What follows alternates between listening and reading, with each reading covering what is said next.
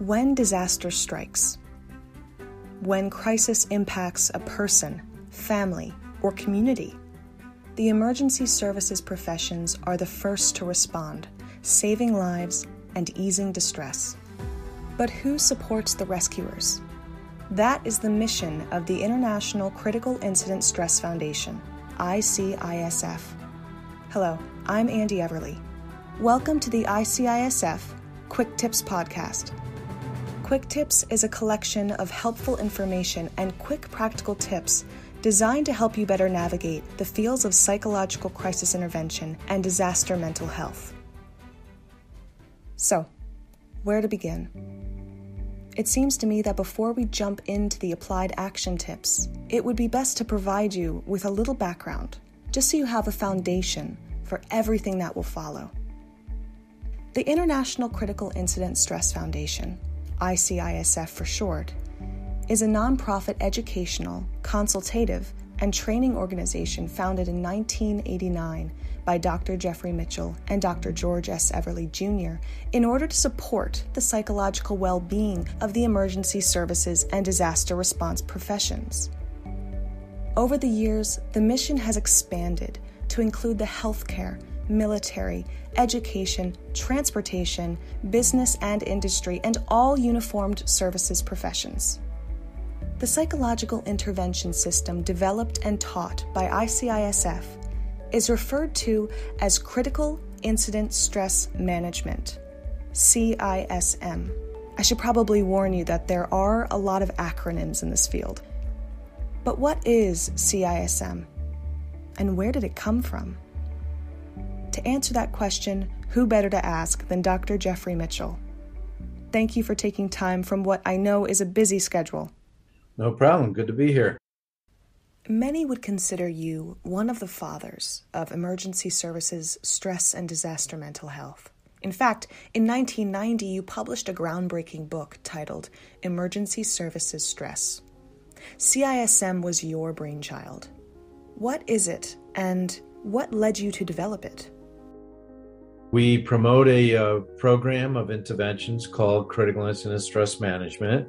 Critical Incident Stress Management is something that when people are traumatized, they really appreciate having somebody come and speak with them, talk to them, listen to them. And that's even more important than what we say, is that they get a chance to tell their story.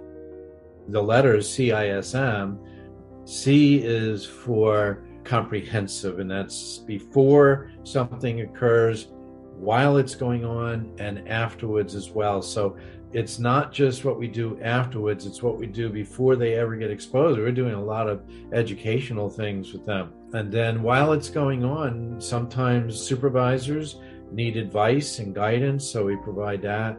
And then after an event is over, that is where we do the work that most people give us credit for, which is the kind of things that help people to recover from that. So the C is for comprehensive, the I is for integrative, which means that the procedures that we use are blended together sometimes, but many times it has a specific approach. The S is for systematic, meaning that we don't just haphazardly do these things. They're done in a logical and sequential order that they make sense. And by having that logical sequential order, that helps us to make sure that we're not missing something that's going to be pretty important in other people's recovery. And then the last letter of the CISM is multi-component. That's what the M stands for. A multi-component is many, many things. We have individual support services, we have group support services, we have informational groups, we have interactive groups in which you're talking with one another.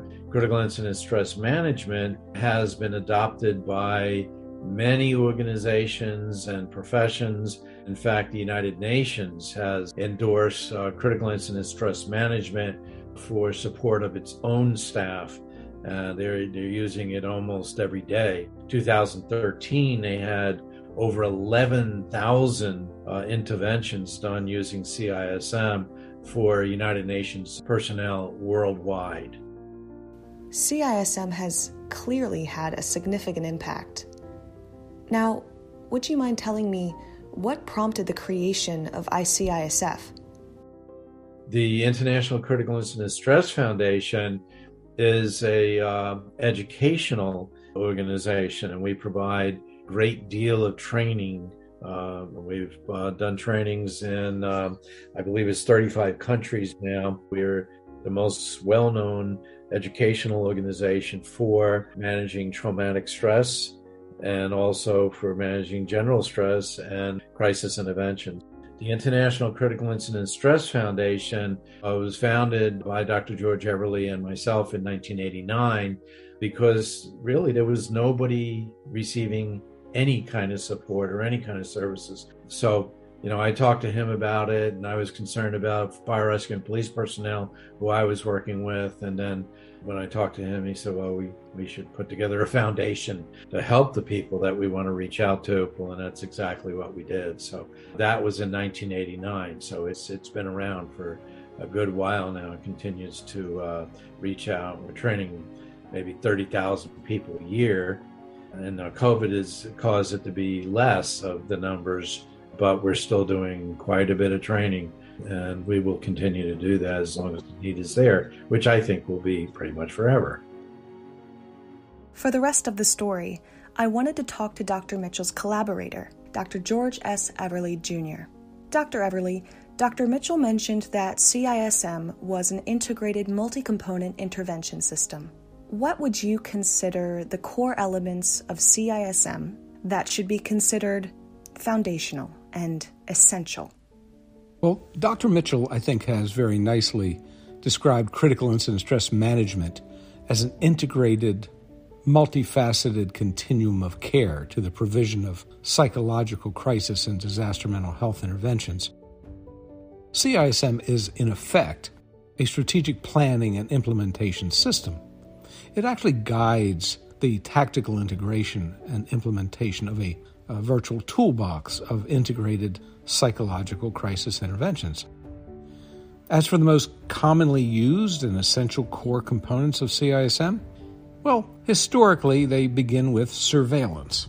Surveillance is an active observance process where the people in the field will simply look for any evidence of psychological distress or dysfunction, or be available for people who are otherwise seeking psychological support. A second component would be individual crisis intervention or psychological first aid. The psychological first aid could be applied face-to-face in person. It could be applied telephonically. It could be applied remotely using a computer, for example. But the CISM model also embraces the notion of group crisis interventions, and there are typically two different styles or types. One would be group processes that foster interaction. The CISM model has the diffusing and the most commonly used critical incident stress debriefing, or CISD for short. These interactive processes are designed to empower a group and use the resources of the group to foster resilience. There's also an opportunity to provide briefing information. Information itself is power, Sir Francis Bacon once said. The crisis management briefing is a structured mechanism to provide information during and after a critical incident or disaster. The diffusing and the CISD are typically done in small groups for logistical reasons, obviously. But the crisis management briefing can be done in a small group or a large group. It can be done literally over the airwaves using computers, using television cameras. You could reach out to a group of hundreds, if not thousands. But the CISM model also embraces the importance of the notion of follow-up and facilitation of access to higher levels of care, if they are indicated. The CISM model also embraces the importance of specialized interventions. Specialized interventions would include things like pastoral crisis intervention. A survey done by the American Red Cross found that in times of disaster, faith-based leadership, spiritual guidance is often preferred to psychological and medical guidance. There's also an opportunity for family-based critical incident stress management. So those are two examples of specialized but core interventions. I should mention that the University of Maryland, Baltimore County, the Department of Emergency Health Services, offers a certification in CISM. The certification is an examination-based certification, but it has, I think, contributed greatly to the legitimacy of the field of disaster mental health. Now let's recap on everything from today's episode. ICISF is a nonprofit organization founded in 1989 and dedicated to serving emergency services, disaster response, and related professions. They pioneered the use of CISM, which is an integrated multi-component system for providing psychological crisis intervention and disaster mental health services throughout the world.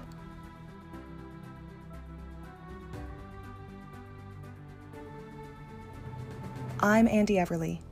This is the ICISF Quick Tips. Until next time.